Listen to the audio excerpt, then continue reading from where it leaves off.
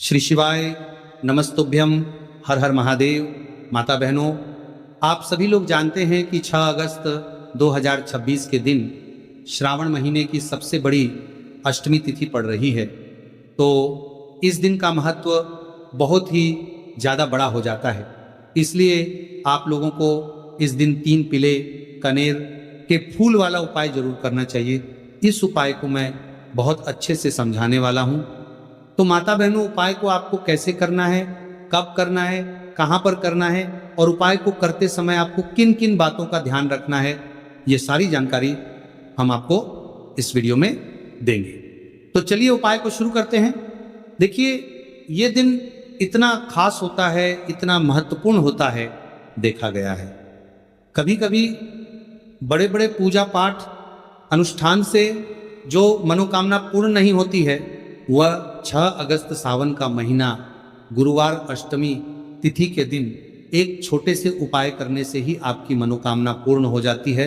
और बहुत सारे लोगों ने इस उपाय को किया भी है और उनको इस उपाय को करने का फल भी जरूर मिला है। अगर आप लोग भी इस उपाय को 6 अगस्त 2026 सावन महीने के सबसे बड़ी अष्टमी तिथि के दिन करना चाहते हैं, तो आप इस उपाय को पहले अच्छे से समझ लेना, सुन लेना, उसके बाद करना।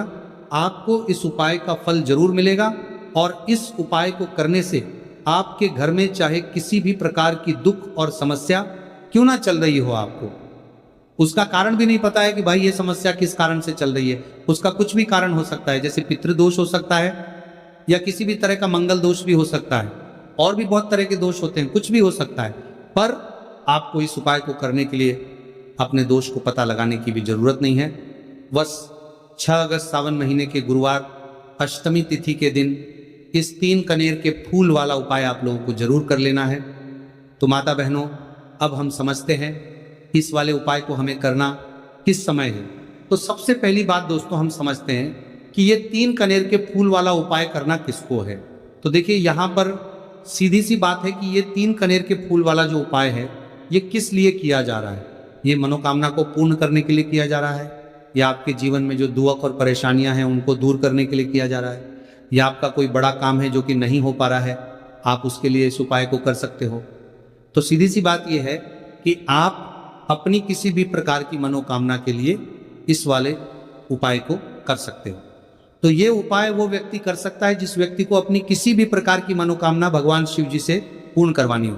और अगर कोई भी माताएं बहनें जो हैं अपने घर की सुख और शांति के लिए, घर में धन समृद्धि को बढ़ाने के लिए ये वाला उपाय करना चाहती हैं, तो घर की जो बड़ी माताएं बहनें होगी वह इस 3 कनेर के फूल वाले उपाय को विशेष रूप से करें, क्योंकि माताएं बहनें घर की लक्ष्मी होती हैं और जब घर की लक्ष्मी कोई विशेष उपाय करती है तो उसका फल बहुत ही जल्दी मिल जाता है और बहुत बड़ा होकर मिलता है। अन्यथा इस उपाय को कोई भी व्यक्ति कर सकता है, चाहे वह बड़ा हो, चाहे वह छोटा हो, चाहे वह बच्चा हो। जिस व्यक्ति को यह 3 कनेर के फूल वाला उपाय समझ आ गया, वह व्यक्ति इस 3 कनेर के फूल वाले उपाय को इस सावन की अष्टमी तिथि के दिन जरूर करें, क्योंकि उसको इस उपाय के फल बहुत ही जल्दी मिल जाएगा। माता बहनों, सावन गुरुवार अष्टमी तिथि के दिन भगवान शिव जी और माता पार्वती बहुत आसानी से प्रसन्न हो जाते हैं। तो चलिए अब हम समझते हैं कि इस 3 कनेर के फूल वाले उपाय को आपको करना कैसे है और इस उपाय को करने का जो समय है वह क्या है। तो देखिए, इस सावन अष्टमी तिथि के दिन किए जाने वाले ये 3 कनेर के फूल वाला जो उपाय है, ये मुख्य रूप से सुबह के समय होगा। किस समय होगा? सुबह के समय होगा। आपको कोशिश यही करनी है कि सुबह के समय हम इस 3 कनेर के फूल वाला उपाय को कर लें। पर किसी कारणवश अगर आप सुबह इस उपाय को ना कर पाओ, आपको कहीं काम से जाना हो या किसी और काम की वजह से आप उपाय को ना कर पाओ, तो आपके पास फिर दूसरा मौका रहेगा जो कि शाम के समय का रहेगा, प्रदोष काल का रहेगा। अब भाई, प्रदोष काल का समय भी एक बहुत ही लोगों के मन में प्रश्न बन जाता है कि भाई ये समय होता कब है, कितने बजे से लेकर कितने बजे ये समय होता है, ताकि हमें उपाय के लिए जो है करने का समय पता लग जाए। तो हम आपको बता दें कि प्रदोष काल का जो एक समय होता है शाम का समय होता है, शाम के 6:00 से लेकर शाम के 7:00 के बीच का। इस समय में आप उपाय को करेंगे तो आपको उस उपाय का ज़रूर फल मिलेगा। तो शाम के 6:00 से लेकर शाम के 7:00 के बीच में आप लोग इस 3 कनेर की फूल वाले उपाय को कर सकते हो। अगर आप लोग 7 या रात 8:00 तक भी उपाय को करोगे तो भी चल जाएगा, और इससे भी थोड़ा देर हो जाती तो भी आप उपाय को कर सकते हो, क्योंकि 6 अगस्त 2026 सावन गुरुवार अष्टमी तिथि का बहुत शुभ दिन माना गया है, और यह दिन बहुत ही कम आता है पूरे साल भर में। इसलिए जब आपको मौका मिल जाए, जब आप इस उपाय को जरूर कर लेना। कोई भी उपाय हो, आप कभी भी कर सकते हो। सावन मास का अष्टमी तिथि के दिन बस कोशिश करना कि समय के थोड़ा अंतर्गत ही कर लो, पर किसी कारणवश अगर ना कर पाओ तो फिर आप थोड़ा देरी से भी कर सकते हो, आपको उपाय का फल जरूर मिलेगा। तो माता बहनों, सावन अष्टमी तिथि के दिन जो व्यक्ति इस 3 कनेर के फूल वाला उपाय को शिवलिंग के ऊपर कर लेता है तो उसके जीवन में चल रही तमाम परेशानियों का अंत होता है, और उसकी समस्त मनोकामनाएं महादेव की कृपा से बहुत ही जल्द परिपूर्ण होती हैं। तो चलिए जानते हैं बहुत ही खास उपाय के बारे में।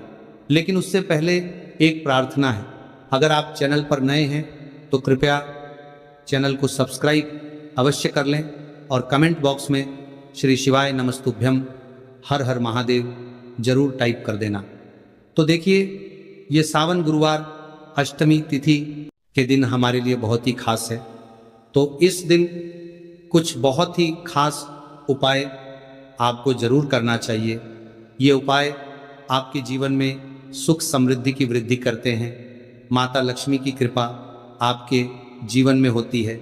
आपका चाहे जितना भी दुर्भाग्य चल रहा हो, मैं कहता हूँ कि अगर आप इस सावन गुरुवार अष्टमी तिथि के दिन 3 कनेर के फूल वाला उपाय कर लेते हैं तो आपका सारा दुर्भाग्य महादेव की कृपा से बहुत ही जल्द सौभाग्य में बदल जाएगा है। तो चलिए जानते हैं गुरुजी द्वारा बताए गए सबसे पहले उपाय के बारे में। देखिए, इस उपाय के लिए आपको सिर्फ 1 लोटा जल ले लेना है और 3 कनेर के फूल ले लेने हैं। सावन गुरुवार अष्टमी तिथि के दिन किए जाने वाला यह सबसे अचूक और सबसे खास उपाय है, इसलिए आपको 3 कनेर के फूल कहीं से भी ले लेने हैं। 3 कनेर के फूल आप चाहे तो फूलों की दुकान से ले लें, या फिर आपको नहीं मिल पाते तो शिवलिंग के ऊपर जो कनेर के फूल चढ़े हैं उनको उठाकर जल से शुद्ध करके फिर आप उसका भी इस्तेमाल कर सकते हैं। देखिए, आप जो जल लेंगे वो आपको तांबे के पात्र में लेना है और अपने किचन से लेना है। अब सिर्फ ये 2 सामग्री लेकर आपको शिवालय पहुंच जाना है। माता बहनों, इस उपाय को आप सुबह करना चाहे तो सुबह कर लें, और शाम को करना चाहे तो शाम को कर लें। पूरे दिन में किसी भी समय आप इस उपाय को कर सकते हैं। अब देखिए, शिवालय पहुंचने के बाद सबसे पहले आपको एक काम करना है कि आप दक्षिण दिशा में बैठ जाइए और उत्तर दिशा की तरफ अपना फेस कर लीजिए। अब आप जो 3 कनेर के फूल लेकर आए हैं, इनमें से आपको को एक कनेर का फूल शिवलिंग में जो महादेव का परिवार होता है उसमें समर्पित करते जाना है। देखिए, पहले फूल आपको शिवलिंग में जो दाहिने साइड वाला कोण होता है, जिसे श्री गणेश जी का स्थान कहते हैं, वहां पर यह पहला कनेर का फूल समर्पित कर देना है और श्री शिवाय नमस्तुभ्यम मंत्र का स्मरण कर लेना है। और फिर दूसरा कनेर का फूल आपको श्री कार्तिक की जी वाले स्थान में समर्पित कर देना है और श्री शिवाय नमस्तुभ्यम मंत्र का स्मरण कर लेना है। फिर तीसरा कनेर का फूल आपको माता अशोक सुंदरी वाले स्थान में समर्पित कर देना है और श्री शिवाय नमस्तुभ्यम मंत्र का स्मरण करना है। देखिए, जलधारी के बीच वाला जो स्थान होता है वो माता अशोक सुंदर का स्थान कहलाती है, और यहीं पर आपको तीसरा कनेर का फूल समर्पित कर देना है। इसके बाद इस शिवलिंग से 2 फूल आपको और लेना है, क्योंकि हमारे पास मात्र 3 ही फूल थे ना, तो ले लिया। फिर चौथा कनेर का फूल आपको माता पार्वती के हस्त कमल में समर्पित कर देना है। देखिए, शिव पिंडी जिस स्थान पर रखी रहती, यानी शिवलिंग जिस स्थान पर जुड़ा रहता है, उस पूरे गोल गोल वाले स्थान को माता पार्वती का हस्त कमल कहते हैं। और चौथा कनेर का फूल आपको यहीं पर समर्पित करना है और श्री शिवाय नमस्तुभ्यम मंत्र का स्मरण कर लेना है। इसके बाद आपको 5वां कनेर का फूल शिवलिंग के ऊपर समर्पित कर देना है और महादेव से अपनी मनोकामना बोल देनी है। देखिए, ये उपाय उन लोगों को करना है जिनकी कोई विशेष मनोकामना है जो अभी तक परिपूर्ण ही नहीं हो पा रही है। बहुत सारे उपाय कर चुके हैं, बहुत सारे टोटके कर चुके हैं, तो मैं कह रहा हूं कि ऐसे लोगों को यह विशेष उपाय सावन अष्टमी तिथि के दिन जरूर करना चाहिए। 5वां फूल समर्पित करते हुए, यानी शिवलिंग के ऊपर रखते हुए आपको अपनी मनोकामना बोल देनी है और यह फूल शिवलिंग के ऊपर समर्पित कर देना है। अगर आप शिव परिवार के बारे में नहीं जानते हैं तो सामने स्क्रीन पर आपको एक पिक्चर दिखाई जा रही है। इसमें पूरा शिव परिवार दिखाया जा रहा है कि कहाँ गणेश जी का स्थान होता है, कहाँ कार्तिकेय जी का स्थान होता है या फिर कहाँ माता अशोक सुंदरी का स्थान होता है। सारे स्थान आपको दिखाई जा रहे हैं। इनमें से जो भी स्थान में अभी आपको फूल समर्पित करते हुए दिखाया गया है, उसी स्थान पर आप फूल समर्पित कर दीजिएगा। अब इसके बाद आप जो एक लोटा जल लेकर आए उसको पहले श्री गणेश जी वाले स्थान में थोड़ा सा समर्पित कर दीजिए और श्री शिवाय नमस्तुभ्यम मंत्र का स्मरण कर लीजिए। फिर थोड़ा सा जल आप श्री कार्तिकेय जी वाले स्थान में समर्पित कर दीजिए और श्री शिवाय नमस्तुभ्यम मंत्र का स्मरण कर लीजिए। फिर थोड़ा सा जल आप माता अशोक सुंदरी वाले स्थान में समर्पित कर दीजिए और श्री शिवाय नमस्तुभ्यम मंत्र का स्मरण कर लीजिए। फिर थोड़ा सा जल आप माता पार्वती के हस्त कमल में समर्पित कर दीजिए और श्री शिवाय नमस्तुभ्यम मंत्र का स्मरण कर लीजिए। इसके बाद बचा हुआ पूरा जल आप शिवलिंग के ऊपर लगातार समर्पित करते जाइए तथा शिव महापुराण के मूल मंत्र श्री शिवाय नमस्तुभ्यम का कम से कम 11 बार स्मरण कर लीजिए। शिवलिंग के ऊपर जल समर्पित करते हुए आपको कम से कम 11 बार श्री शिवाय नमस्तुभ्यम मंत्र का स्मरण करना है। जो भी व्यक्ति इस सोमवारी तिथि के दिन इस उपाय को कर लेता है तो उसकी मनोकामना महादेव की कृपा से बहुत ही जल्द परिपूर्ण हो जाती है। तो इस विशेष उपाय को आप जरूर करिएगा। अब जानते हैं दूसरे खास उपाय के बारे में। यह उपाय भी आपके लिए बहुत ही खास होने वाला है तथा आपकी सारी समस्याओं को समाप्त करने वाला है।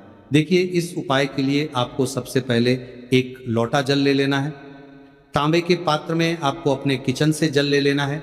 इसी के साथ आपको ले लेना है 11 चावल का दाना। चावल का दाना कहीं से टूटा हुआ नहीं होना चाहिए, खंडित नहीं होना चाहिए। फिर इसी के साथ आपको ले लेना है एक सफ़ेद रंग का फूल। ये सफ़ेद रंग का फूल महादेव को अत्यधिक प्रिय होता है और यही आपके सारे कार्यों को सफल करेगा, आपके सारे मनोरथ को पूरा करेगा। इसीलिए आपको एक सफ़ेद रंग का फूल ले लेना है और सबसे आखिर में आपको ले लेना है 3 बेलपत्र।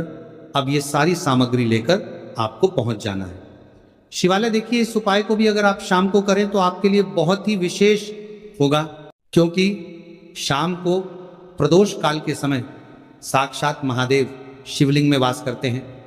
तो अगर आप शाम को प्रदोष काल के समय में करेंगे तो आपके लिए सर्वोत्तम होगा। लेकिन बहुत से ऐसे शिवालय होते हैं जिनमें शाम के समय में जल समर्पित नहीं करने दिया जाता है, तो ऐसी स्थिति में फिर आप पूरे दिन में किसी भी समय कर सकते हैं। अब देखिए, शिवालय पहुंचने के बाद आपको ये सामग्री एक एक करके शिवलिंग के ऊपर समर्पित करते जाना है। सबसे पहले आप 11 चावल का दाना शिवलिंग के ऊपर समर्पित करिए। श्री शिवाय नमस्तुभ्यम मंत्र का स्मरण करिए। फिर आप जो एक सफ़ेद रंग का फूल लेकर आए हैं उसको शिवलिंग के ऊपर समर्पित करिए और श्री शिवाय नमस्तुभ्यम मंत्र का स्मरण करिए।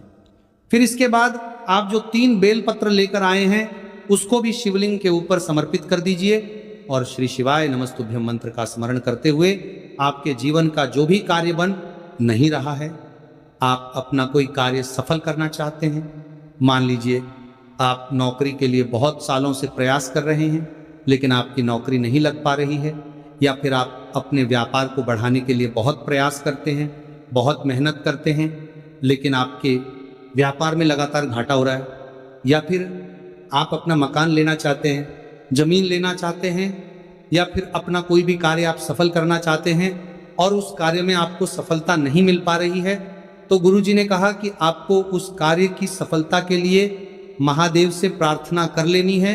और फिर उसके बाद सबसे आखिर में आप जो ये एक लोटा जल लेकर आए हैं इसको धीरे धीरे शिवलिंग के ऊपर समर्पित करते जाइए तथा लगातार शिव महापुराण के मूल मंत्र श्री शिवाय नमस्तुभ्यम का स्मरण करते जाइए। यह उपाय आपके जीवन में सोई हुई किस्मत को चमका देता है, आपके सारे दुर्भाग्य को समाप्त कर देता है। तो चलिए अब जानते हैं तीसरे खास उपाय के बारे में। यह उपाय आपके जीवन में धन धान्य की वृद्धि करने के लिए है। इस उपाय के लिए आपको सिर्फ एक दीपक ले लेना है। दीपक आप चाहे तो मिट्टी का ले लें या फिर आप अपने घर पर शुद्ध आटा मारकर उसका भी दीपक तैयार कर सकते हैं। बस दीपक में आपको शुद्ध देसी घी का प्रयोग करना है और साथ साथ लंबी रुई की बत्ती का प्रयोग करना है। लंबी रुई की बत्ती का प्रयोग हम लोग अपने जीवन में धन धान्य की वृद्धि के लिए करते हैं, अपने जीवन में व्यापार को बढ़ाने के लिए करते हैं तथा अपने वंश को बढ़ाने के लिए करते हैं। इसी के साथ आपको थोड़े से चावल के दाने ले लेने हैं और यह सारी सामग्री लेकर आपको पहुंच जाना है किसी भी बेलपत्र के वृक्ष के नीचे। आप देखिए, बेलपत्र के वृक्ष के नीचे पहुंचकर आपको सबसे पहले यह चावल के दाने वहीं पर थोड़े से डाल देने हैं और फिर इन्हीं चावल के दोनों के ऊपर आपको ये दीपक रख लेना है और इस दीपक की बत्ती का मुख आपको उत्तर दिशा की तरफ रखते हुए इस दीपक को आप प्रज्वलित कर लेंगे। दीपक प्रज्वलित करने के बाद आपको कम से कम 11 बार या 21 बार या 108 बार श्री शिवाय नमस्तुभ्य का स्मरण कर लेना है तथा महादेव से और माता पार्वती से प्रार्थना कर लेने की, मेरे जीवन में जो धन की समस्या चल रही है, मेरे जीवन में जो दुर्भाग्य बना हुआ धन की वजह से मैं अपना कोई कार्य नहीं कर पा रहा हूं, धन की वजह से जो भी आपके जीवन में समस्या चल रही है उसको दूर करने की महादेव से और माता पार्वती से प्रार्थना करते हुए फिर आप वापस अपने घर आ जाइए। गुरुजी अपने शिव महापुराण की कथा में बता चुके हैं कि जो भी व्यक्ति सोमवार या गुरुवार इस दीपक को प्रज्वलित करना प्रारंभ कर देता है तो सिर्फ 3 या 5 सोमवार के दिन ही इस उपाय को करने के बाद उसके जीवन में कहीं ना कहीं से धन धान्य की प्राप्ति जरूर होती है और उसकी सारी आर्थिक समस्याओं का अंत होता है। तो दोस्तों, ये थे पूज्य गुरुजी द्वारा बताए गए कुछ बहुत ही खास उपाय। अगर आपको जानकारी अच्छी लगी हो तो वीडियो लाइक और चैनल को सब्सक्राइब करें। मिलते हैं फिर एक नए वीडियो के साथ। श्री शिवाय नमस्तुभ्यम। इस वीडियो में दिखाई गई कथा केवल धार्मिक प्रेरणा के लिए है। इसमें प्रयोग की गई आवाज कृत्रिम AI जनरेटेड है और इसका उद्देश्य किसी भी व्यक्ति की नकल करना नहीं है।